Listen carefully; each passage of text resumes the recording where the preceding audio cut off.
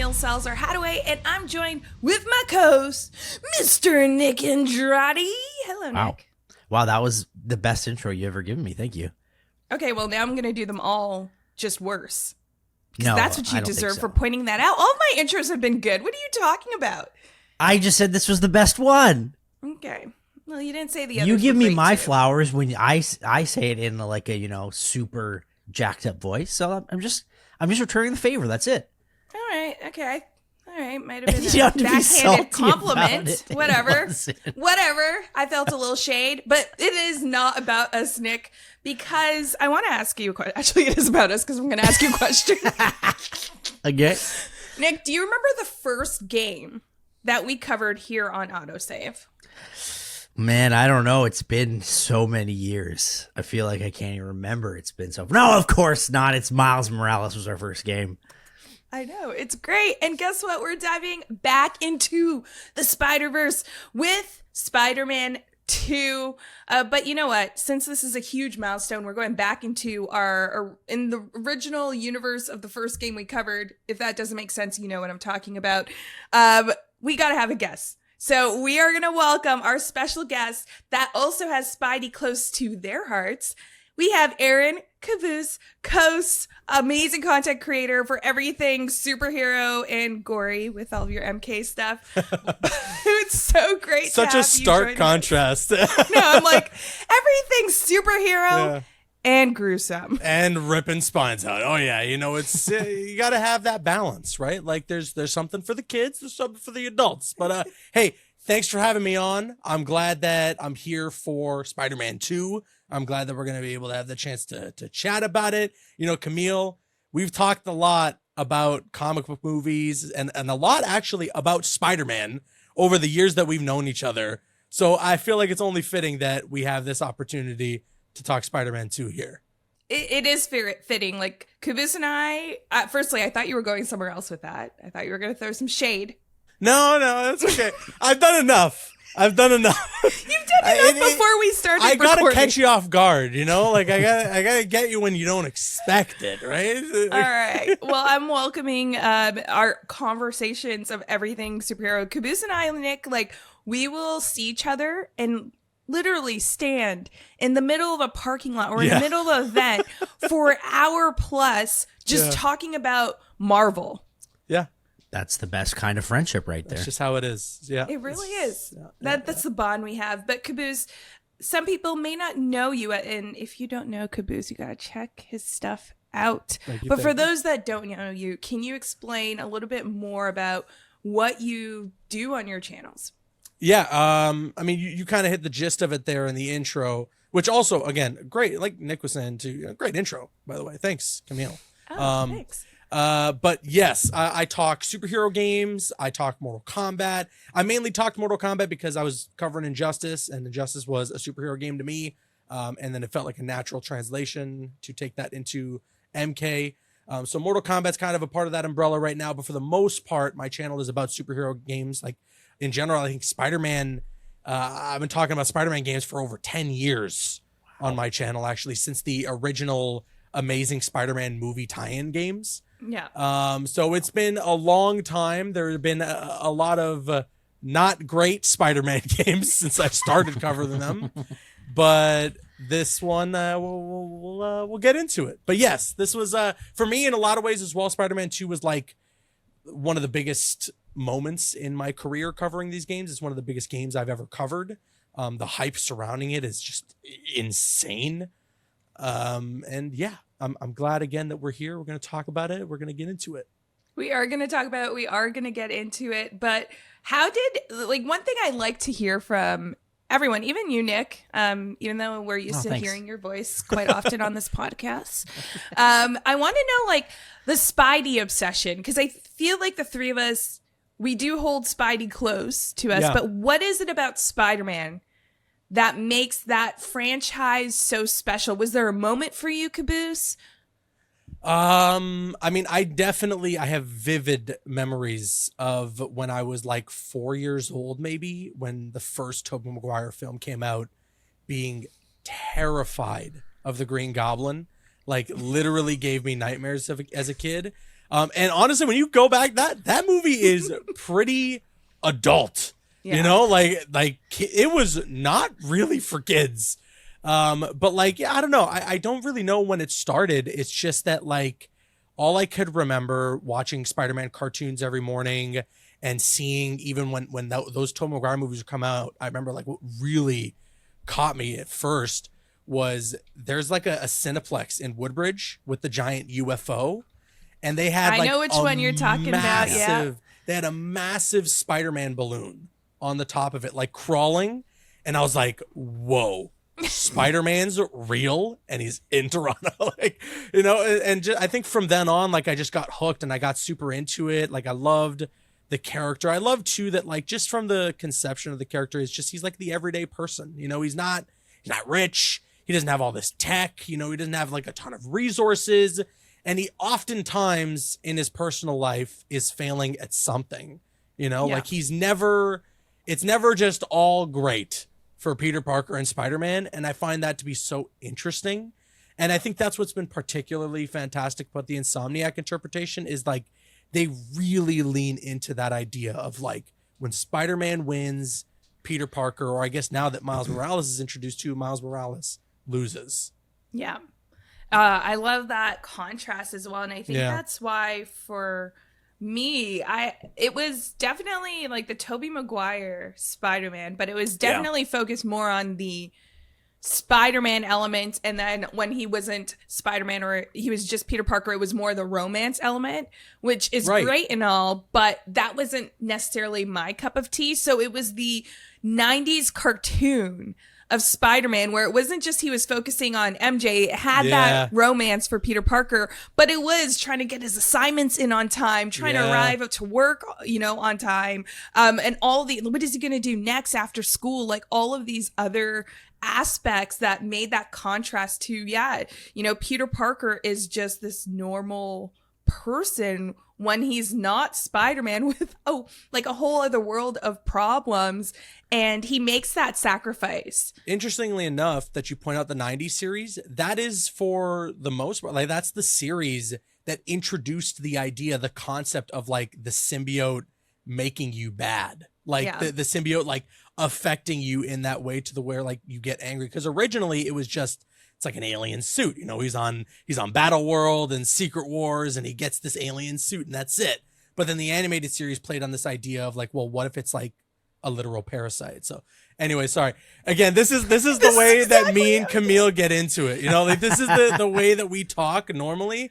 And I know we're not going to talk too much about the symbiote and all that stuff here today, but I'm with you there. I love the animated series and a lot of the older games too. Ultimate Spider-Man, the movie tie-in game, like the Spider-Man 2 tie-in game, like changed everything for the way that people perceive Spider-Man in video games. Yeah. So a lot of Spider-Man media growing up that got me like obsessed with the character. It was good marketing while we were kids. All around, you know, we really weren't missing out. There wasn't a day going by where Spider-Man fans were hungry. You know, there was always food on the table. Always food, as long as you don't say symbiote. Right. We're good. Exactly. Wait, how is it supposed to be said? Symbiote. Yeah, symbiote. But in the Venom movies, they said symbiote, and I could not. I never watched the Venom movies, so I'm happy then. Good. You are saving Do yourself a favor.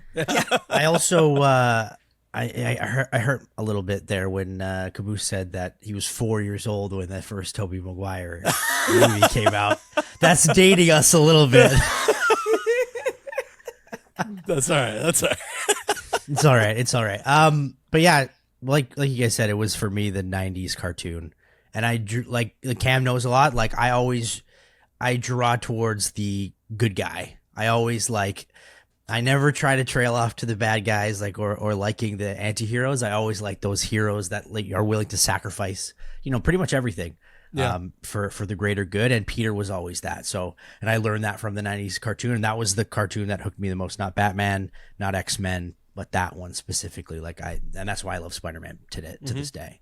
Mm-hmm. All right. Well, we love Spider-Man, and not a debate. So I thought I'd ask you two a few questions. Obviously, this is going to be harder on you two. haha, because I'm asking the questions. Okay. Don't try to cheat Nick, because Nick he has my script that I wrote for this. So I can, And yeah. You could see, and I could see if you're So I'm highlighting the only Nick. one at the disadvantage right now. He could see. I did put them in like I blacked them out. They're hidden, but if yeah. he highlights them, he Yeah. could see them. So if I see Okay. your hands moving that mouse, Nick, I'm coming for you. Okay. All right. All right. So our first question. In the Spider-Man comics, there's always that adjective, the blank Spider-Man. We've seen it time and time again, but there's been multiple of them as well. So name 3 of them. Go Spectacular, Caboose. ultimate, Yeah. amazing. See, I don't even know why we're doing questions when we have the literal like Spider-Man guru right here with us. I would have been able to answer too. Okay. Sensational. Like Yeah. there's There's a so lot, many. you know. But which one would be your favorite? Because for me, it's Ultimate. I think Ultimate. I'm there with you. Amazing is classic too. Like you amazing for me. can't go wrong with Amazing. But yeah, I mean now there's even Superior. There's a lot. There's a lot. There's of a them. lot of different. We could just throw all the something adjectives Spider-Man. in the dictionary just to this. Yeah. All right, our next question, which I feel like you both should say the answer at the same time because this one's Okay. a pretty obvious one. What is the iconic line from Uncle Ben? All right, ready? Yeah. Sure. Here we go. Yeah. 1, 2, 3. With great power comes great responsibility. Yeah. Nick was a little hesitant there. I was just holding off just to make sure we had it in sync. We need to be synced up. Yeah. Okay, that's fair. That's fair. This is that moment, right? That pinnacle moment that really helps Spider-Man, whichever iteration, as we learned from, Across the Spider-Verse, if you watched it. It's been time, whatever. You've watched it. That happens for Spider-Man. What would probably be the most heartbreaking iteration of, Uncle Ben's tragedy for you as a Spider-Man fan? I mean, I think it doesn't hit nearly as hard in anything that I've seen so far for Spider-Man, at least outside of the comics, than it does in the Tobey Maguire films. And that's in part because of how impactful they make that moment when that line is delivered. I think they did such a great job with those movies to make it like really, really like imperative that is like the core of the character. That is the entire foundation of the character is built off that line. And I mean, the delivery is so good. You can hear it in your head every time you even like think of it. And just obviously what it leads to and what becomes of that is the tragedy, but also the triumph of Spider-Man. Just that understanding of great power and great responsibility. Spider-Man's really a good character. Like, Really good character. there's so much substance there than you realize until you like start to talk about it and think about it. We haven't seen, though, I guess, Tom Holland version, and in Insomniac, there's no Uncle Ben. There's references, but there's there's no the story. great power line is delivered by, I guess we could. That one's been out for a while, right? too. Yeah, I think we can spoil it. I think so. Aunt May is the one to deliver that one, and even then, like I think it's a well earned moment in that movie. I do wish, like I'm with kind of the general consensus that I do wish there was at least some hint that Uncle Ben existed at one point or another in that world. Right. Like there's like little Easter eggs. But like, I guess Uncle so. Ben's so important to like, I guess Spider-Man. so. I think it's more that moment though, like especially after watching Across the Spider-Verse, it's like more that moment. Yes, but and like what that character who that character who's delivering that line means to that Spider-Man. The lessons learned the same Spider-Person. way. Yeah, just through a different lens for sure. Like at the end of the day, I think No Way Home does a great job at fully teaching that interpretation of Peter Parker, like Tom Holland's interpretation, like fully teaching him the consequence or just in general what comes with great power and great responsibility. So I think they did a good job. Like, don't get me wrong, I love No Way Home, but I just wish that just a little bit of Uncle Ben. I love Just Uncle Ben. a He's a part of. sprinkle. He's so like integral to Spider-Man's history. So Nick, would you say it's the Tobey Maguire Uncle Ben moment that stands out for you as well? Yeah, I think that's the strongest one, right? I think the reason why maybe we haven't seen much of him lately is that fatigue. Because I'm sure, like, the Batman, parents' death scene, like, people are trying to, we don't want always the origin story. We don't want the origin story. And Uncle Ben is pretty much Peter's origin story. So we haven't seen that in a while. But again, the Toby, it comes to mind right there. Like, it's just an emotional version. And then he gets upset. And then he, wants to go after that guy and kill him. And well, and that was the whole thing, I think, for me, why it's also that moment for me, is because he thought he was getting back because he was being taken advantage of by this wrestling, I don't know, the manager of the wrestling rink or whatever, the promoter.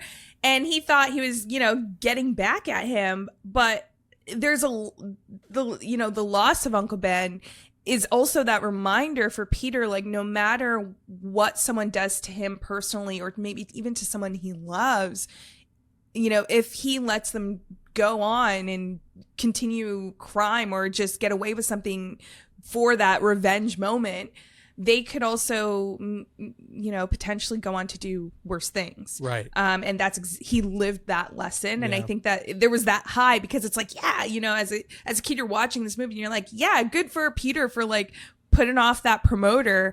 And then you're like, whoa, you're following that emotion with him. If you were to say that moment is more specifically the great responsibility aspect of the line, I'd say that the leap of faith from Into the Spider-Verse is more about the great power, and nice. Miles fully honing in on his skills as Spider-Man and understanding how to use his abilities to their fullest extent and with confidence. That's another great moment that where even if it might not be that Miles had an Uncle Ben to tell him that line, that again, the foundation of Spider-Man is still there in what they did in Into the Spider-Verse. So yeah, it's good stuff there too. Good stuff all around, even though there's lots of tragedy. So Yes. we're gonna have to pull out the tissue paper because there may be tears throughout this game. But let's talk about games. What was the first Spider-Man video game? This one's a little bit of a harder one. The first ever First ever. Oh, is it? I don't even know what it's called, but isn't it like an 8-bit Spider-Man game? Isn't it like on like Sega? Oh, shoot. Nick? I have no idea. I thought the first game I ever played was on the PS1. So that was Spider-Man related. I don't even know beforehand. I'm going to guess like the Super Nintendo 1991 2. All right. Well, you know what? This is something I also had to look into, and I found it very interesting. That's why I brought up the question. Okay. It's actually 1982. It's a Spider-Man for the Atari 2600 and Atari. Odyssey No way. 2. It's the 8-bit one, right? Yes. Yeah. It's worse than 8-bit. It's literally just squares. And you're just like you're climbing up walls and fighting little goblins. Exactly. Yeah. But the best part about it was published by the Parker brothers. Oh wow. And they actually didn't just change the name of the company for Nice. this game. That was the name of the publishing company before. That's fantastic. Oh, this So I looks just found sick. that funny. I'm just looking at photos of it. It's really straightforward. Like it doesn't. It's not. really straightforward. Climb the wall. It looks like he has webs though. He can shoot webs. Yeah. Wow. It's really straightforward, and we will not be playing that game here on AutoSave. All right. Final question. What were Peter Parker's parents' professions? Wouldn't it would kind of depend on which universe you're talking. We're going to say the original. in the original. 616, I think they're shield agents. Okay, Nick? No way. I have no idea. Like, I really have no clue at all what they did. I know, like, some comics have them as, like you said, shield agents, but like sometimes they're secretive, sometimes they're not mentioned at all. Yeah, it's either that or I know for sure in the Ultimate Comics Richard Parker at least is a scientist. Yeah. But I'm pretty sure they're shield agents. Yeah, you're not really wrong. They're spies. Okay. So Richard Parker does become a shield agent. Okay. And then Mary Parker also, I felt like this was a point where maybe Marvel needed to get a little bit creative with the names they were using in their franchises. But Mary Parker was a data analyst for the CIA and then later works alongside S.H.I.E.L.D. And in the original story as to why Peter does not have his parents is because they were actually killed in a mission for S.H.I.E.L.D. by the successor of Red Skull. Wow. There you go. Isn't that really interesting? There you go. Yeah. The more you know. I just thought they were regular people who had regular jobs. I guess not. That would have been too simple. Too easy. Too easy. But we are here to talk about Spider-Man because it can get a little bit complicated in the Spideyverse. And in order to play Spider-Man 2, you don't necessarily need to play Spider-Man 1 or Miles Morales because the game does catch you up. But, I'm going to save you some visuals and I'm just going to brief you through what's happened up until this point. So bear with me, you guys. So we first saw Peter in Spider-Man 2018. By the way, 2018 was a good year for video games. We had God of War that year too. So good. So Spider-Man was going after the inner demons led by Mr. Negative with the help of Mary Jane to find out that the demons were looking for something called the Devil's Breath. In the demons' attacks at Mayor Osborn's re-election party, we find out that some of the attendees, including Officer Jefferson Davis, Miles's father, who was being honored, were killed. Peter learns that Devil's Breath is actually a bioweapon created by Oscorp to cure a genetic disease for Harry Osborn, obviously Norman Osborn's son. We then learn that Peter's mentor, Otto Octavius, was seeking revenge for his lab being shut down by Norman Osborn and releases Devil's Breath into the city, forcing Peter to stop Doc Ock and the rest of the Sinister Six to get the cure. And even through the defeating them and thinking that he's won with the cure, he had to make the ultimate decision either to save Aunt May or the rest of the city. It was very heartbreaking. I think I teared up at this point. And of course, in true Spidey fashion, he saves the city instead. It was a tragic loss. Oh my gosh. Thinking about it, it's giving me like little tears right now. At the end of that game, we learned that Miles Morales was actually bit by a radioactive spider and got powers as well. And that Norman Osborn, who is now disgraced, has his son Harry Osborn in a lab, and there was some web-like substance surrounding Harry. We then jump to Miles Morales, and Peter decides, hey, heck, everything in Spider-Man 1 was very stressful, so he's going on vacation, and he leaves Miles to defend the city alone, of course, after training him up until this point. Miles really is dealing with multiple things. He's dealing with the fact that he has these newfound powers, but also the loss of his father. And then he also has to discover the responsibility aspect that we just talked about of being a hero, which is making sometimes personal sacrifices for the greater good. You can check out everything more in detail about Miles Morales in our earlier episodes of AutoSave, where we covered that game. But that leads us all to Spider-Man 2, where we're going to jump into this chapter right after this question of the day. We like to do questions of the day here at Caboose. Mm-hmm. I'm going to ask you, we talked about a few Spider-Verses. If you could be, and Nick, this is for you as well, if you could be a spider person, but you cannot be Peter or Miles, who would you choose and why? Does the Spider-Man Noir count? I felt like you were gonna choose that. Yeah, that counts. I kind of like the old timey setting. I like the suit, and I like that he doesn't know what a Rubik's cube is.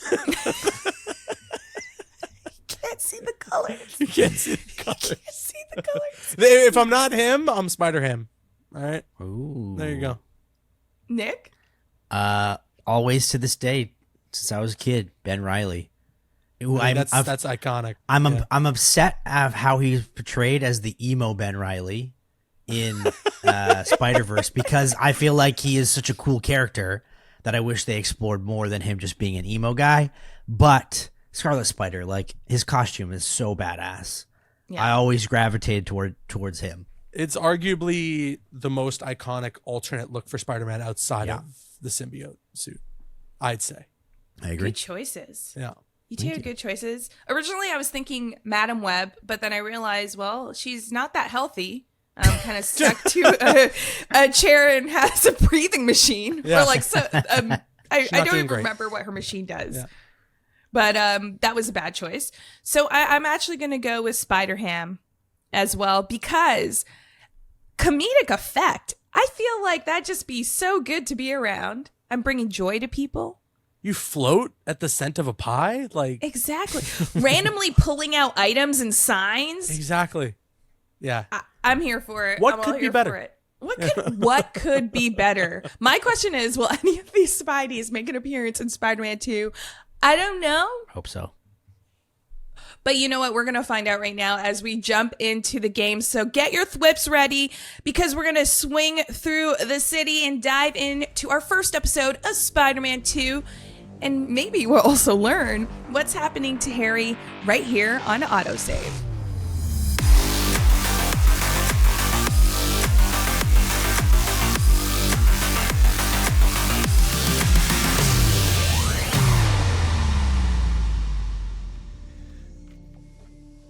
We're ready. Are you good?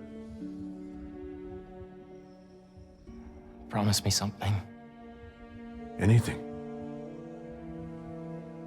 If this doesn't work, take me out. It'll work. I don't have a lot of time left. I want a chance to say goodbye.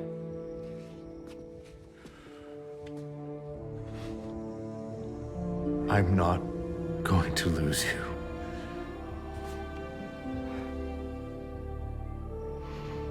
I will never let you go.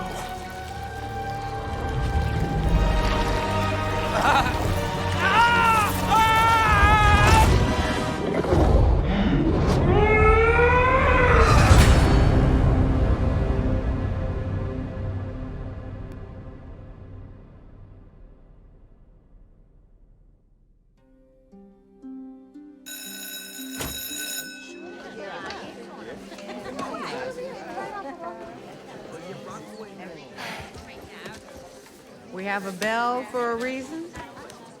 Take your seats.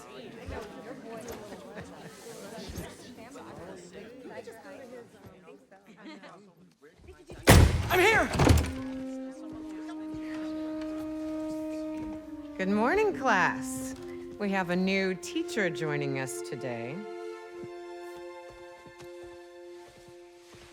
Hi, my name's Pete, Mr.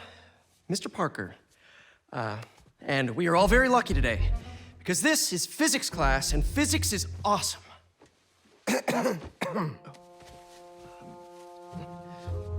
Ever wonder how some insects and birds, reptiles can just run right across a pond? 2 words, surface tension. Bathroom! Okay.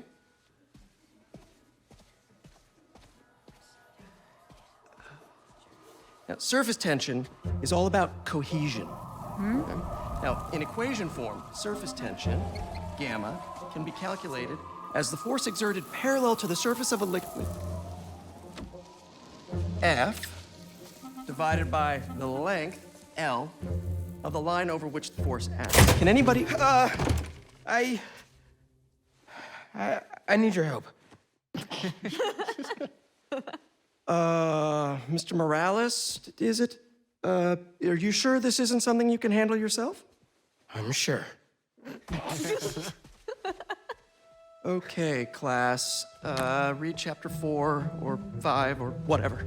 Miles, I need this job. If the principal comes back and sees I'm gone, I'm gonna get fired. I know, but you gotta see this.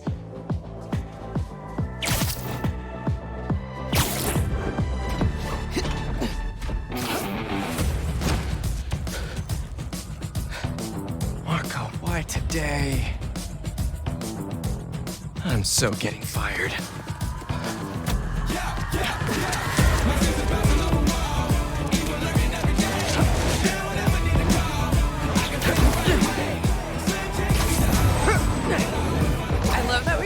contrast again between, oh my gosh, I'm going to get fired. No. Yeah. To having to save the city. But let's So backtrack good. a bit because we finally see that moment from the first Spider-Man game. Apparently, this would have had to happen in the time frame of that first Spider-Man game, where we see a conversation between Harry and Norman, and we see Norman is very emotional because we obviously know Harry is suffering from a disease that is fatal, and Norman is trying to save him. One thing we notice here is that before he tries to, I guess, let this substance take over Harry to help heal him and put him in that tank like we saw at the end of Spider-Man in 2018, we hear Harry actually talk about, well, if this doesn't work, I want to take me back because I want to say goodbye to my friends. So it looks like Harry has actually accepted his fate. Yeah. And Norman's actually the one that is not. Yeah. I was just about to mention too that I find it so interesting, even from like when you watch back to that post-credit scene from Spider-Man in 2018, that like Norman, they actually did such a good job of this characterization because he is that like slimy, like, just there's something about you that I do not like. But when it comes to his family, when it comes to his son, like it's not like he's trying to like, stab you in the back or something. No, he genuinely cares about Harry and wants to like fix whatever's wrong with him. He lost his wife at this point already to now the same disease that his son has taken on. And yeah, I just find that so interesting. I feel like that's exactly how you want kind of the characterization to be for someone like Norman Osborn, where he's cold and he's stern and he's not a great person, but when it comes to family, like he takes care of his own, I think that's an important aspect too, because especially with some billionaire characters that we see a lot of, it's normally cold, callous, but then also not a family man or doesn't care about his family. But yeah, Norman's always been, he's cared about his family, and they definitely need to make sure that that's the case in this game, and they do a great job. And the thing is, too, we see, like, we're talking about Norman being caring, because if you're thinking back to playing 2018 Spider-Man, you don't really see that aspect of him because he is really painted in this light of being a kind of a jerk with these slight soft moments with Harry. And kind of how Peter talks about their relationship, him and his son's relationship. But we also see that he's had this substance on him because it comes out from his arm and then goes over to Harry. So do we believe that he might have tested it on himself to see if it was safe before using it on Harry? Because that also shows his love for his son. So do you think that part was even real? Ooh. Like when, Ooh, I didn't think about that. yeah, when the symbiote itself comes out. Yeah. Because when I first played it, that's how I interpret, just because of the way that it transitions from the symbiote kind of wrapping around Harry and going into his mouth, and then like immediately cuts to him in the tank. It makes it feel like, or at least it's almost presented as if, oh, he's awake now from this nightmare he was just experiencing, And I wonder, even in a sense, if like Harry kind of wishes he never went through with his treatment at all. And for him, it was more just, and that's why, like, he's saying that line in the beginning to Norman. He's talking to his dad. He's like, it's like, listen, like, I don't know if this doesn't work. Like you said, Camille, he's like, just let me say goodbye. Let me get my chance to say my goodbyes. I don't have a lot of time, that sort of thing. But yeah, I don't know. It could have been that like Norman was testing it on himself and he was like, you know what? No, this works. Like, I had a busted hip. I'm feeling good right now. Like, let's give this to Harry. But also, who knows? Could have been just like a nightmare or like a dream. I was a little upset that they showed me that right away. I was like, wait a minute. Really? I need give me a breather. I need a little mystery here. Don't show me whatever this is. So I hope that it is a dream. Right. That would be great because I don't want to accept that right now, to be honest. I see. All right, so too much information for Nick. I never thought about the dream portion, but now that you mention it, it might have been like just how it was edited. It does seem kind of like off in a way. Yeah. But then it jumps forward to present time where we learn a few things. We learn that Miles is trying to figure out what he should write on his application for college. And we find out that Peter is Miles's new teacher. So good. So I love the cheesiness of this because this kind of takes me back to like Sailor Moon days where it's like you had Serena and friends or Usagi saving the city at night, and then in the day they had to go to school. But then sometimes the villains would appear at their school as like other people. Yeah. Or like sometimes like their allies. And this was like a common thing for a lot of childhood, shows back then. So I love that they brought this in, and it's kind of cheesy. We hear Peter saying like, "Oh, Miles Morales, is it? Yeah, Mr. Morales. Yeah. Or even as he's introducing himself, he's like, "My name is Peter. Mr. Parker."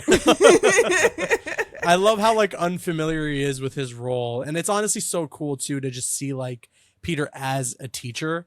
I think that really works. That works so well for a Peter Parker that's like past the high school days, that's even past like the college stuff. Like I think if you watch that like previously on video when you jump into Spider-Man 2, it mentions like he's got like a bachelor's in physics. Yeah. So like Peter's, he's smart. He realistically should be able to get a stable career, but obviously his Spider-Manning is what gets in the way. But yeah, really, really fun, good, like quirky and upbeat intro for the game. How old is he, by the way? Because the new character model throws me off because he almost looks as young as Miles does. So, and I'm sure he has, like you said, bachelor's. He probably has his master's. He might have a PhD. Like, is he 30? Is he young? I think so. I think he's around 30. In the first game, I think they said at Insomniac that he was about 8 years into the job. Okay. And then this game takes place roughly like close to 2 years, or at least like a year and a half after the first game. Mm-hmm. So he's coming up on almost a decade on the job. So he's at least getting close to 30, or maybe 30, like in his 30s. Okay. Yeah. Yeah, there is that age difference, but it's just really, really cool that it's like this whole double life scene. Even like when Miles is faking the cough to tap on his shirt to show Peter that Peter has a suit under his, like his suit's poking out from his button up, which is really cool. But then it jumps to Miles noticing that there's sand coming in through the windows from, the city, and then goes out to check on it. He does the abrupt, a bathroom, I need a bathroom. Goes up and checks on it, and then finds out that something is up. I just had a epiphany here. Where is Peter's spidey senses at this point? Because Miles sensed something in that classroom. He noticed something was off. So I think it was that Miles saw the sand out the window, and Miles, being just someone who knows the history of Spider-Man, was like, "Oh, something's up. Is this what I think it is? Let me check on it." And then that's why, like, he at first is like, "Oh, I need to go to the bathroom," and then he comes back frantically like, "Hey, we gotta go," like it's at first like, let me just make sure this is what I think it is. And then when he confirms his suspicion, he's like, "Yeah, I know you're teaching the class right now, but we gotta go. Let me just interrupt that. Can I ask you guys? Yeah. How quickly into those opening moments where you're like, "Oh, they're doing it, Sandman, like it's Sandman." Yeah, I was like, I wasn't too sure when Miles was kind of like hitting around his face, like the air around his face. I was like, what is that? But then I noticed the window. There was sand blowing, and I'm like, oh, it's a dusty day out in the city. Yeah. And then when the girl, one of the classmates closes the window, I was like, oh, they're doing Sandman. Yeah, because you start hearing the sirens too, and you're like, oh, it's about to go down. And I remember, like, for me, it's like the literal moment you look out the window and you just see a whole bunch of sand. I was like, it's happening, it's happening. And then for me, it was just sitting there like in anticipation, being like, okay, how are they going to do this now? What is this going to be like? Is it going to be, Spider-Man 3 Sandman where you're fighting him against the trains, you know, where he's like to your size? Or are they gonna do the Sandman that a lot of people are hoping for, you know, where he's a giant, like almost like a freaking kaiju attacking the city? Yeah, they definitely got me going when I was seeing those grains of sand, Nick. How about you? Were you guys expecting, because again, we've seen Kingpin and then Rhino in Miles. Like, as soon as I saw the sand, I was like, okay, this is going to be a wild ride to start the game. Because you know it's going to be like, boss fight probably is going to happen within the next 10 minutes. See, but I wasn't anticipating a boss fight, but as we get into it, you know, you see Miles, you see Peter, they're on the roof, and then they realize that Sandman has engulfed a huge part of the city by the bay, and immediately, you know, Peter just, he thinks he's going to get fired, so he goes off, swoops swings in to help save them, and you take over as Peter. And you hear him talking to Miles, but you also hear MJ call. And we find out that MJ is working at the Daily Bugle. Very awkward. Yeah. Because we know Jameson does not Jonah Jameson does not love little Spider-Man. Yeah. So very awkward for her. But she also now plays this like semi like informant role, or it's more amplified because she knows exactly what's happening. And we learned that she finds out that Marco Sandman has been yelling, and he was delusional and paranoid, and he was losing control. That kind of made this whole scene happen. So MJ has all the deets. Mm-hmm. Yeah, that stuff is great, and it's just, I love too, just like the build up to it, right? The song choices is super fun as well. It's just like you're really like thrust into the world once again, and it gets you so excited. Like anybody who's a Spider-Man fan, like you have to be just sitting there geeking out, you know, like as soon as the music kicks in and they're both on the roof and Peter's like, oh, I'm so going to get fired. And they're ripping off their clothing and getting into their Spider-Man suits. It's just like, oh, like it's so like a perfect representation of like Spider-Man. Like all the Spider-Man isms are there. Frame one right from the get-go as you're jumping into the Sandman like situation. And I love the like they have you swing for a little while. Yeah. And slowly, like as you approach this giant like sandstorm, you have no idea still. I'm still sitting there like in anticipation, like, what am I about to get into? What is it gonna look like? What's gonna go down right now? And you're right, we do swing into that moment and we finally see Sandman. Yeah. How did you all feel about the ginormous Sandman? That was awesome. Are you kidding me? That was, for me, that was the moment where you're going into Spider-Man 2 like, okay, they know now, and Insomniac, now they're doing this with confidence. You know, it isn't like they're like, okay, we need to like prove ourselves. We need to try and convince the audience that we can handle this character, that we can handle this world. Now it's like they did great with Spider-Man PS4. They did great with Spider-Man Miles Morales. Now they're like, we got this. Okay. now we're going to deliver you the goods. All right. The stuff that you've had quite the appetite for since that 2018 game, the giant freaking Sandman. And this is one of those instances where like, I don't think they do this on a PS4. I don't think a PS4 could handle anything in this sequence.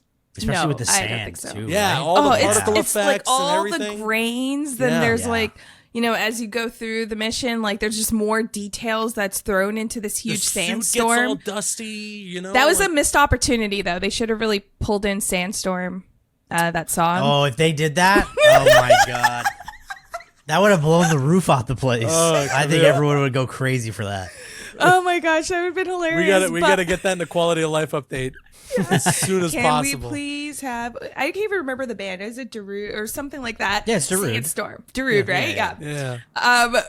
We'll see if that happens to make their patch notes. But Peter ends up. So we're after Sandman now. We finally see him in all of Sandman's glory, and then Peter ends up getting thrown by Sandman, and hitting like this. Sandman ends up hitting like this building, completely demolishing it as Peter is running through, and there's a delivery man that is in the building asking Peter or asking Spider-Man as he's being saved by Spider-Man, can you sign for this delivery? Perfect line. Yeah. That is the line of the year. Spider-Man, can you just sign for this delivery? Good. Like I have great responsibilities after this. We also find out that Peter throws the delivery man and Miles ends up catching him out the window. And we learn that delivery man just barfed all over Miles. Really cute little detail there. Sorry, Miles, for the ruined suit. And we also learned that I want to know like this phone system that Spider-Man has and both Miles and Peter has, like, where are they getting this service from? Because it seems like there's so much like it could go through a sandstorm, like underground. It's the classic MCU, you touch your ear and now you're communicating with everybody that you could possibly think of, you know? And they could never hear anything that's happening in the background. So we hear Principal Evans dial in. It wasn't until the end when Peter finally like fell to the ground that she's like, what was that? Yeah. But she didn't hear him being thrown around by all the sand blowing around. So I just think he has a really some good noise plan. reduction on those mics, you know? Plus, it's New York, too. Great reception. Yeah. Great reception. Yeah. That's true. I love that moment, too, when the principal calls him. And again, just like a very Peter Parker, very Spider-Man moment where he's like, I just forgot something in my car, you know, as he's crashing through the building, fighting a bunch of like sand minions.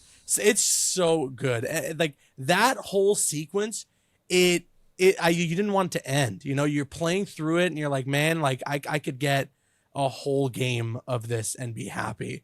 It's so much fun. It's so much fun. Did you even get a sense of, like, I felt like I wasn't even playing. Like I felt like I was in it. Yeah. Like I didn't even feel like I had the controller in my hands, to be honest. You were very like sucked into the world. I agree. It's like you were, especially too, just with how like, you know, we're all Spider-Man geeks. Like I said, like we love this character, we love this world, and this is such a highly anticipated game that it's one of those instances with you wish every game could do this for you, right? Where you want to you offer up your undivided attention, right? Like. You're like, I'm locked in. Like, give me everything you got, game. And it just keeps delivering. Like, they do not hold back even a little bit in this opening mission.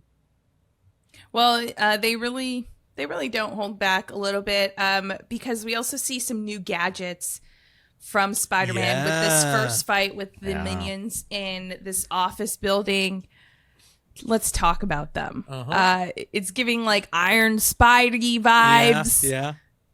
He has, and this is obviously tech that he has learned from Doc Ock. Doc Ock was his mentor in 2018 Spider-Man. So he now has these legs that come out, these mechanical legs that come out from his back and help him fight these mini Sandmen. Mm-hmm. He's got to have, the first thing I thought of, I don't know if you guys agree or not, but Miles to me has such amazing powers that it, like, Peter's powers, it feels like it doesn't even come close anymore. Yeah. And he needs those spider legs in order to make him like almost as cool as Miles. The creative team at Insomniac was watching, because it's a separate team that made Miles Morales than the team that did the first Spider-Man game. So the creative team that came back for Spider-Man 2 are watching the developers work on Miles Morales, and we're like, oh God. we need to give Peter something now, you know? Yeah. And like obviously there's the symbiote, but you know, as we understand playing through that first mission, you don't start off with it. Mm-hmm. So they had to give him something. And the Iron Arms they're cool. Don't get me wrong. For gameplay, they are very like, it's satisfying, it's fun, it works. I just wish that when it came to the presentation of them, it matched the style of the suit a bit more. Like that they just looked a bit more Spider-Man and not just straight up tech. That's fair. Like for me, I'm not one to complain like, oh, he's got gadgets and he's got tech. How does he have all this if he's super poor? It's like, it's a video game. Like sometimes you have to let the game like like give it the benefit of the doubt, right? And like let the game be a game.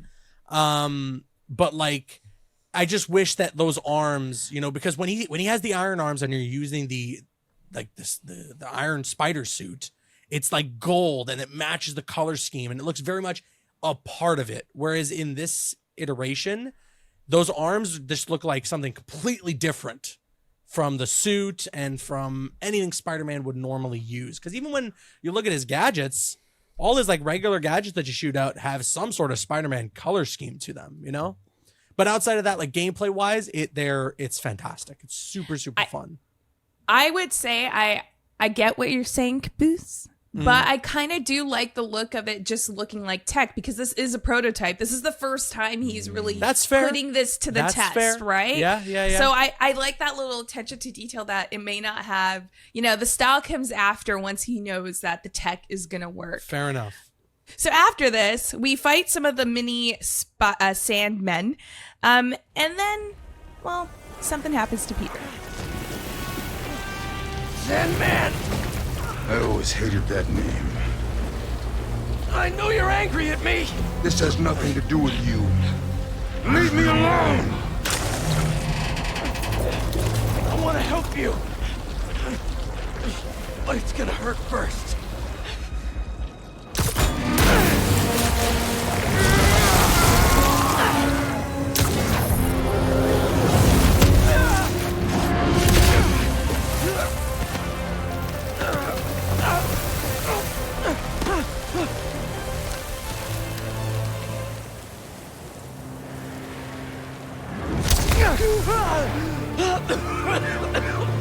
Guess he wasn't happy to reconnect.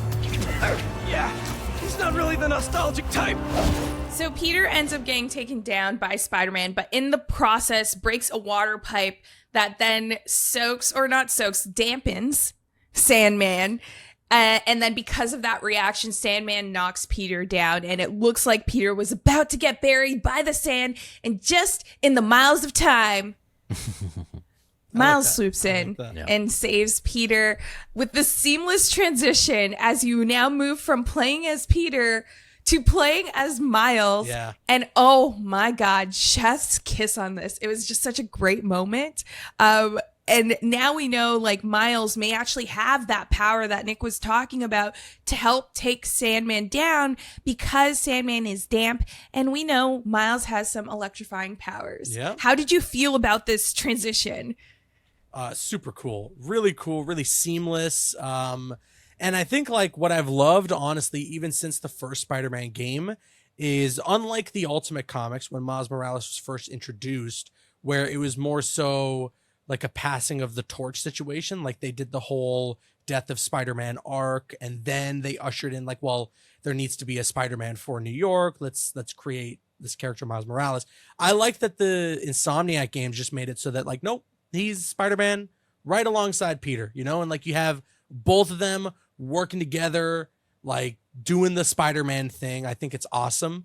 And yeah, it's like such a cool, I almost half expected to when like Peter's hand is like getting buried into the sand that he was going to like Terminator 2 thumbs up, you know, like I was waiting for it. Yeah. And then that's it, done. But yeah, Credits like roll. really cool too, the way that like it swoops in, Miles like picks him up out of the sand, and then boom, now you're playing as Miles, and now you're utilizing his moveset to help take down the Sandman. Peter's dampened his shoulder. Miles goes in with the electricity. So much fun. Just so much fun. And again, like I said, this opening mission like doesn't let up. It just keeps getting bigger and bigger. They stack the place higher and higher. And you're sitting there wondering like, how are they balancing everything? How are they making it all work? But it just does, you know, like there's nothing about it that feels off. There's nothing about it that doesn't feel as grand as it's being presented. Like everything, they're firing on all cylinders. I think the biggest question mark I had going into this game was how are they going to timeshare, or how is this going to work between switching from Miles to Peter? And instantly, like that's how I felt in terms of just switching the character seamlessly. I'm like, okay, I think they're going to really lean into them playing almost together, and you feel like they're a cohesive unit rather than, I know there's a symbiote situation that we've been teased about, but before that or maybe after or whatever, like how does it work? Is it teamwork oriented? And it really felt that way right away. Yeah. It's very well balanced, but it does keep getting bigger and bigger. And by this point, Sandman is huge, very big.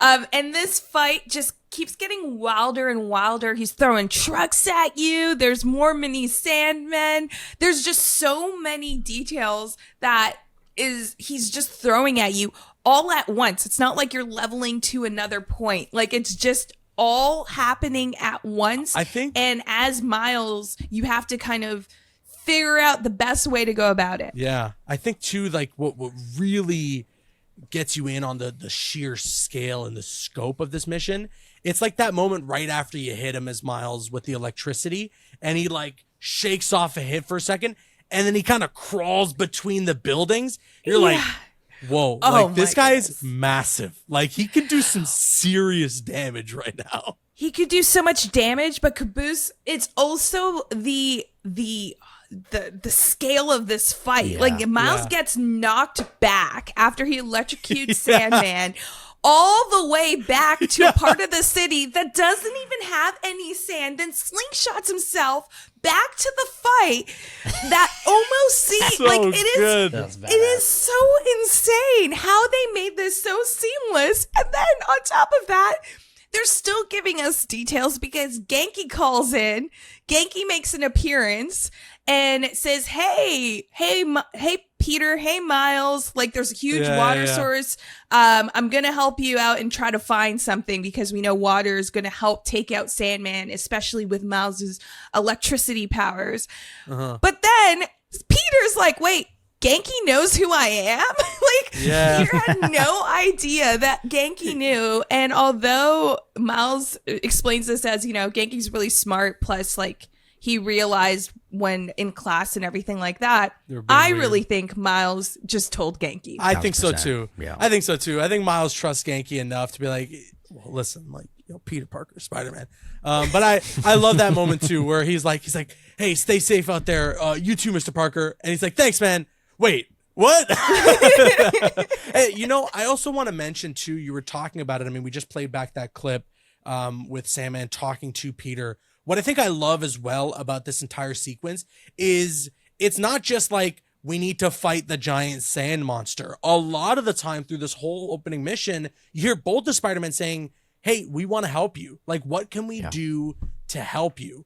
And again, like, very much what Spider-Man would do, how Spider-Man should act and react to villains like this. Because, someone like Flint Marko, like, he isn't just mustache twirling villain. He isn't just a villain for the sake of being a villain. Yep. A lot of the members of Spider-Man Rogue Gallery are like these mistakes, like you don't understand, or you don't understand like what they're going through, what's happening to them, and why they're becoming these massive villains, So I love that Peter says, hey, I want to help you, but it's gonna hurt first, like we gotta take you down, but I promise you, Flint, like, I want to help. I like that stuff.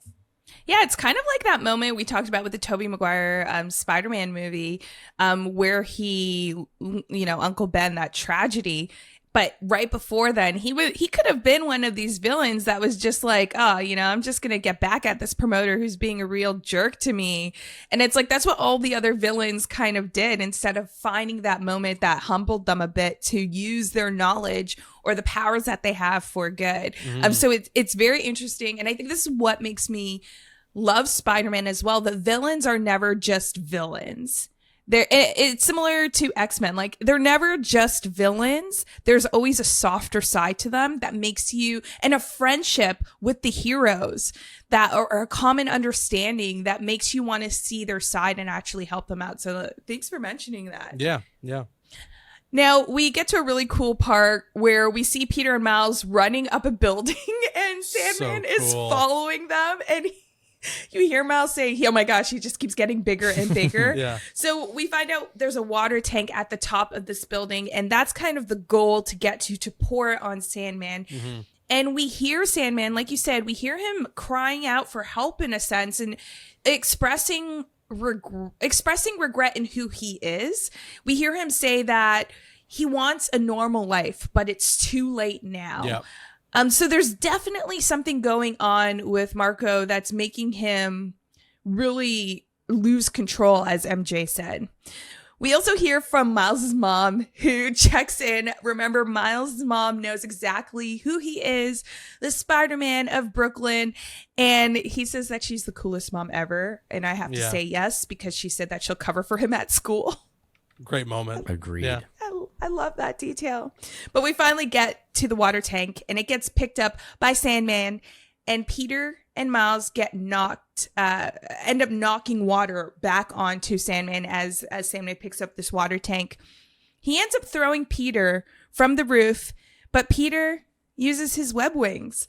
We get another introduction to new tech, the web wings. How does it feel to be, as I like to describe it, a Spider-Man flying squirrel in a sense?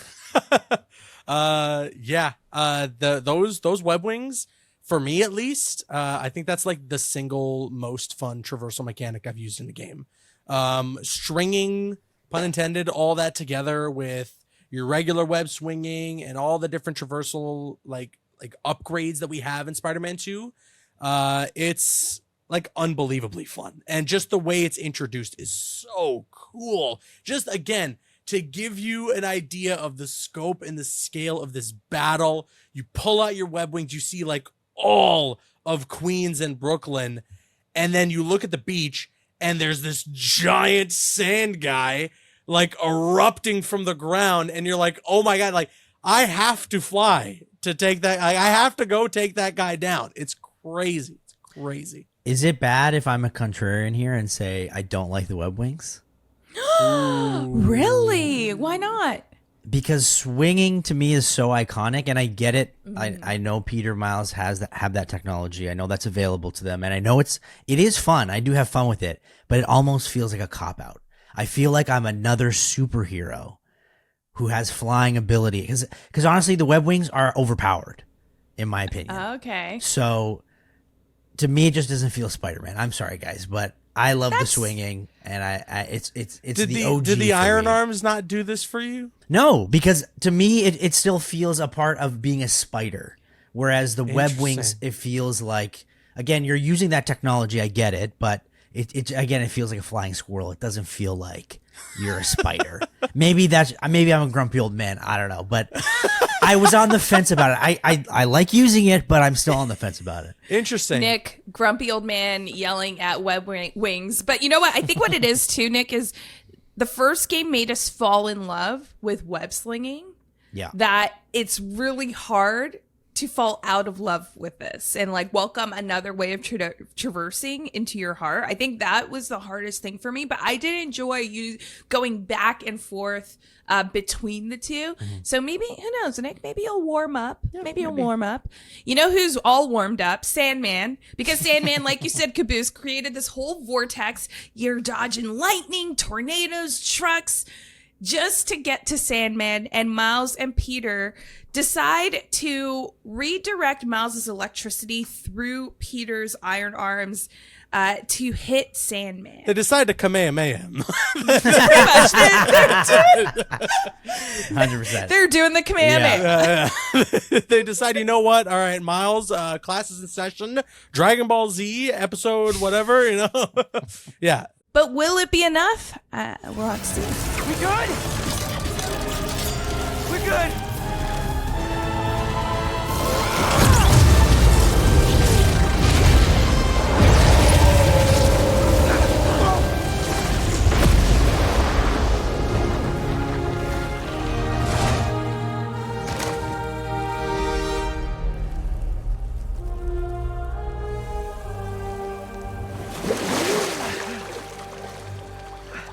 I have sand everywhere.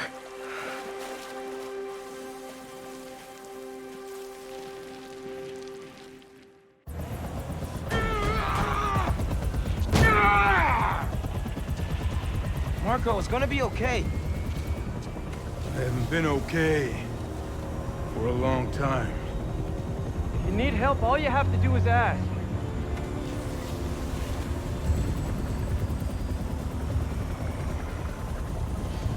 You're the ones who are gonna need help when they come for you.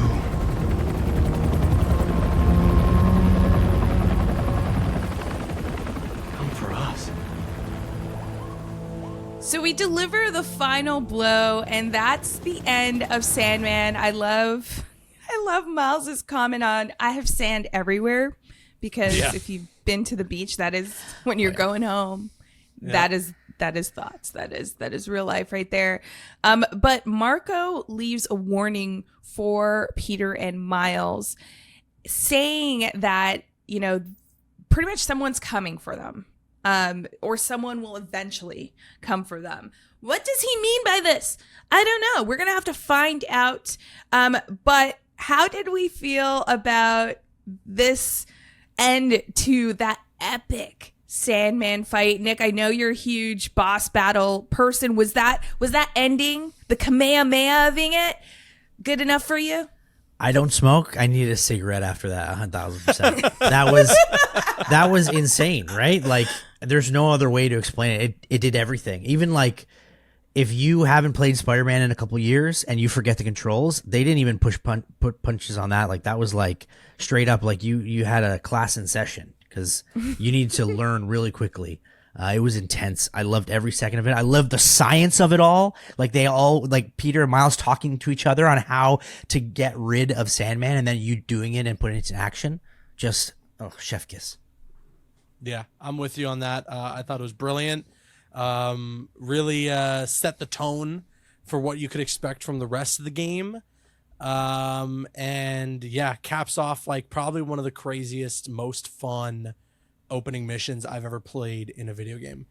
You don't really get a boss battle in an opening mission, and Insomniac's like, we're doing it. Yeah. Like, you not said, only is it going to be a boss confidence. battle, but it's going to be huge. Like, yeah, massive. Yeah. Especially because a lot of fans were looking forward to seeing Sandman, at least in Miles Morales, and we didn't get that. Mm-hmm. So I think this was also that payoff for fans. Like, you wanted Sandman, you got Sandman right at the top and in the biggest way possible. Yeah. And it was just done so well. I have goosebumps just thinking about it. so good. But what does this mean, this warning from Sandman himself? Well, we're going to discuss more behind the meaning of Marco's warning and more of this chapter right here as we continue to dive into Spider-Man 2 right here on AutoSave.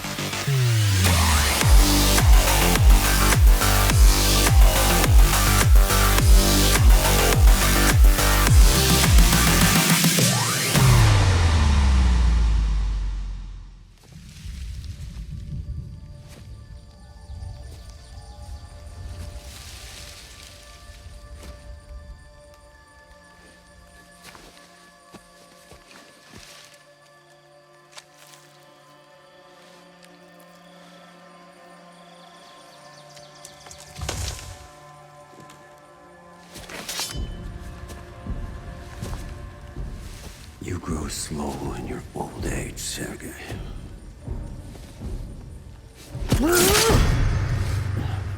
A fate you will not share.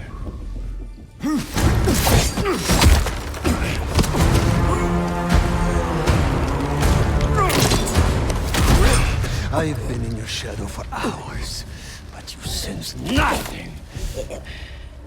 Pathetic.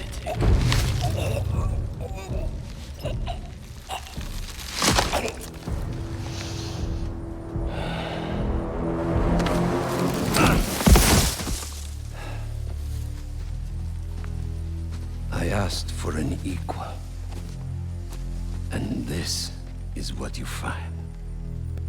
Sir, perhaps a new hunting ground.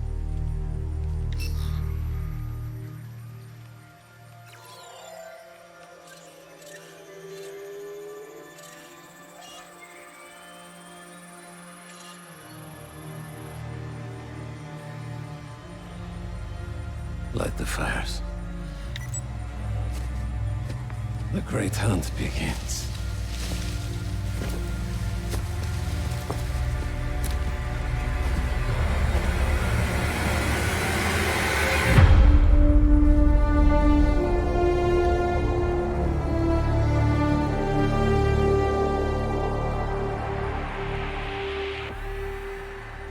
So we finally see Kraven. If you've been watching any of the promotional trailers for this game, you know, Kraven the Hunter is one of the villains that has been teased for the game, and we got him right here at the end of the first mission. I was not expecting that, especially not him murking someone off the top in the most gruesome way, breaking their neck. At first I thought this person was a part of his crew, but now I realize it was just another, you know, animal print wearing person that also dresses like Kraven. It's funny, when they first showed this during the PlayStation showcase in May, this was like such a subversion of expectations, because you see this guy with the weird shaved head and everything, and you're like, that's Kraven? Like, come on, you know? And then it's like, oh, no. Like, that's not how Kraven is supposed to look. Like, that introduction was so cool. And let me just say, Kraven's score is one of the best I've ever heard for a Spider-Man villain. It's so good. Every time he's on screen, like when that score plays, I'm like, yo, we're in for it now. Like, this is intimidating. And you know what's funny? Because you talked earlier, Camille, about Sandman and a lot of these villains in Spider-Man's Rogues Gallery where they have some heart to them. You know, they have some motivation that you can almost sympathize for. But Kraven that's just not him. You know, Kraven is all about the great hunt, you know, like he needs that challenge. He needs that battle. He wants to fight somebody and it feels like a fair fight. And I find that to be so compelling. And the way it's a great contrast between the other villains. It has that, it really is more dynamic. It creates that dynamicness of all the villains that we're hoping to see. It just gives you a fresh take on like somebody that Peter has to, or Peter and Miles in this case, have to go up against, because it's not some guy who's like fighting for his life, you know, who's like got his own demons that he needs to try and fight. And unfortunately the Spider-Man get kind of caught in the middle of it. It's like, no, he just wants to like, he wants to fight somebody and for them to fight back, essentially. That's all he's looking for. And I find that to be so fun and just so interesting. And like you said, it's a good contrast, a good dynamic to a lot of the villains where there's something heartfelt about them. There's something that you feel for them. It's like, no. Kraven he's just a badass. Like he's just killing things. He's just snapping necks and taking names. Nick, are you a Kraven fan? Were you surprised at how Kraven looks in this rendition? I think he looks badass. Like Caboose said, the score is freaking incredible. I did find it funny though that he's like, I need more. Like he's like, he needs a hunt. He needs to look, and he's like, okay, what's good? I don't know. Let's go to New York City, the biggest metropolis in the entire world, and that's where I'll get my satisfaction. He's hunting animals. New York, commonly known as the concrete jungle, right? It's like the concrete there jungle. you go. You're right. Yeah. You're right. Yeah. It kind of reminds me, you know, Bear Grylls. How he puts himself, or like this old show, he's a survivor. Yes. Puts himself through different habitats and tries to survive off the land. He did an episode where he went to a city and survived on the streets of a city. Did he actually? Oh. Yes, it was gross. It was brutal. He ate maggots and everything. Like, it was a whole thing. But this kind of is like Kraven the Hunter. You know, he's the survivor. He's the hunter. And now he's going to territory unknown. But we see one of his minions give him a tablet showing New that York he watches and all and listens to AutoSave. He's like, Thank you. Thank you. But we see this tablet and we see the image of New York, and it spans through pulling up different villains and frenemies. We see Black Cat, Prowler, Wraith, Tombstone, Vulture, Lizard, Taskmaster is among them. Yeah. We're thinking we're seeing these people, right? In this game. We have to. Better. Every it only single makes one. sense. It only makes sense if they're going to show all these villains. Like, I would love a scenario where it's like he's on the hunt for all of these guys, you know, for every single one of them. And I mean, it sounds like too, from what Sandman was saying in that opening mission, that like Kraven was after him in some way or another. Because when they go to that Kraven cutscene, I think they flash back six months ago.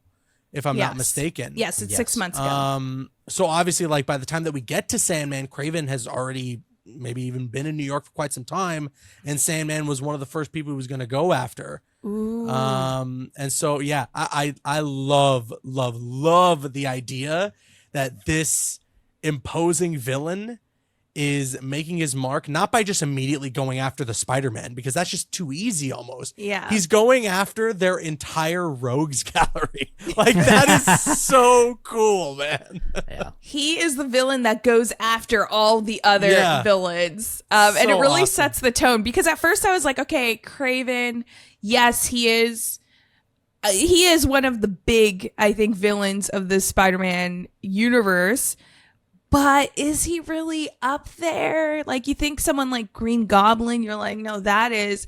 But they did this so well to set him up as to why he's going to be so menacing, why he should be feared, and why he's going to probably cause trouble for Peter and Miles, that I'm actually looking forward to seeing Kraven a lot more. But let's talk about the rest of the chapter, because we can talk about Kraven for a good amount of time.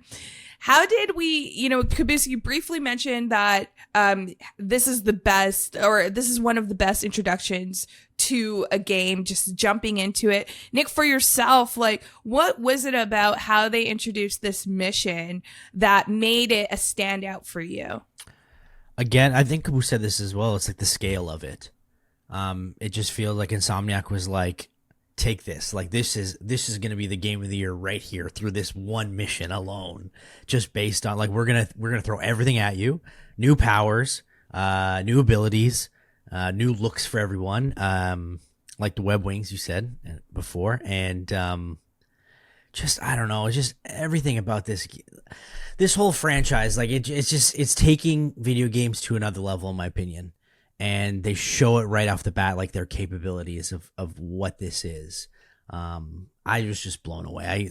It almost made me speechless. I remember putting my controller down because I started at midnight when it came out, and I had an early day the next day. So I'm like, I'm just gonna play this one mission to start, and I'm like, okay, I can't end now because it's just like, holy crap, like what did I just witness? I'm gonna have to stay up till 5 a.m. Yeah. It's so grand, so great. My other question for the two of you is, one thing that was a standout in 2018 Spider-Man was definitely the boss battles, but also the soundtracks, which we mentioned briefly.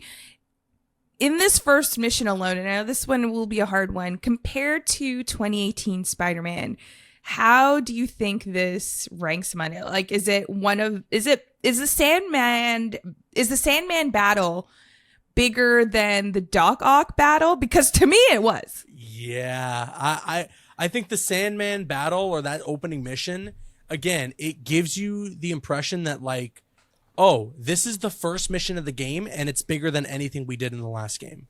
Yeah. Like it's right away opening with the idea, with the concept that like, okay, we had the Sinister Six. There's a lot of these like tech-based villains in the first Spider-Man game, right? But now we're gonna give you the monsters. Now we're gonna give you people like Sandman. We know like Lizard's gonna be in the game. Obviously, at one point or another, we're gonna get to Venom, right? So like, this game is all about fighting like these brute forces. And Kraven is definitely a part of that. That dude is jacked. So I think that's immediately what they want to set the tone with, just the idea that like, okay, there was a lot of stuff that happened in the first Spider-Man game, but right from the get-go, this is going to be bigger and better and greater in every way. That's the only way to do it, right? Like, the expectations are so high. Yeah. You got to start with a banger, right? And absolutely. if you don't, then it's just it might fall flat. It feels like they've done almost everything, but then you're like, okay, maybe not. Well, to me, what was a standout? I loved the Doc Ock fight in the first Spider-Man, but I also liked the Rhino fight because you were going through the mall and like diving through, avoiding all these things. Super fun. that was so much fun, and it kind of combined, I feel like the Sandman fight combined that with the Doc Ock fight of like on the building and scaling this building, and then made it 10 times bigger. So it took both of my favorite boss battles from the previous game and just amped it up. So I was really alongside this. And then the opening soundtrack, I'm hoping there's gonna be another like song that really makes me feel like, okay, Spider-Man 2 is a better soundtrack than Spider-Man 1, the 2018 game. Nick, Eren, for you, how is the soundtrack in this first mission compared to the previous game?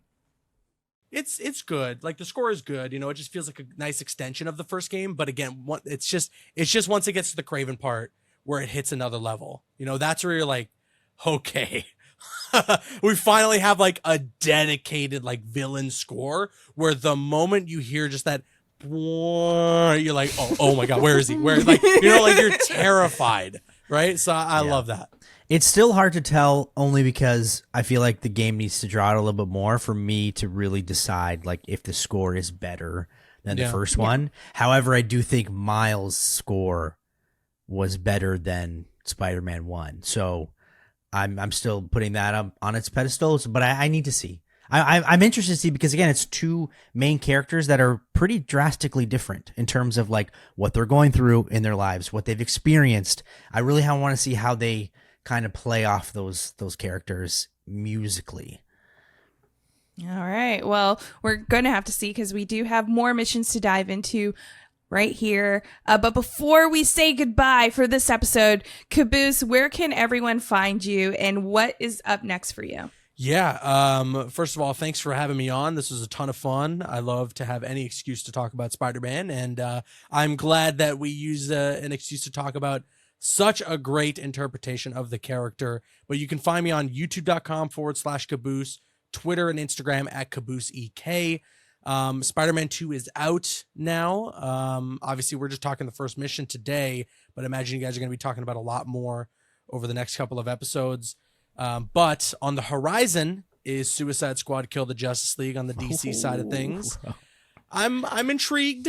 I mean, Rocksteady for me, before Insomniac came along, Rocksteady for me was like they were the top dog of anything superhero related, at least for video games. So I'm looking forward. I just want to see what they're going to do with this. It's a Rocksteady game. Just want to see. I give them the benefit of the doubt for that reason alone. But yeah, you can look forward to more coverage on that when it drops at some point. I think it's February of next year. It's coming out if it doesn't get delayed again, hopefully. Yeah, there's a ton of Marvel games that have been announced that are coming. I mean, Insomniac's doing Wolverine next, which is going to be awesome. We all know that. But an Iron Man game is coming. A Black Panther game is coming. A Captain America Black Panther game. I didn't know that. Where have you been, Nick? Yeah. Wait, what? Oh yeah. Okay. We're right now dead center in like the superhero game renaissance, which I couldn't be happier about. So you can keep it locked to my channel to keep you guys covered on all of those games. As long as it's not Avengers, right? Yeah, right. Exactly. We don't mention that game. But Caboose, again, thank you so much for joining us. It was such a great conversation. We're going to have you come back maybe at the end of it all to discuss more things and nerd out more about this universe that we love. From Nick and I, that has been it for this episode. We will figure out what Kraven is going to be up to next, as well as what's going on with Harry as we swing in to the rest of Spider-Man 2 right here on AutoSave. AutoSave is produced and hosted by Nick Andrade and myself, Camille Salazar-Hadaway. The show is also produced by Dylan Wilson. Gameplay and additional elements provided by Chris Zeiser. Executive producer, Clayton Hansler. You can follow the show at AutoSave Podcast on Twitter and AutoSave Pod on Instagram, YouTube, and Twitch. You can subscribe to the show wherever you're listening to it right now. And if it happens to be Apple Podcasts, kindly leave us a rating and a review, but only if it's good. AutoSave is a Soda original hosted on the Soda Podcast Network.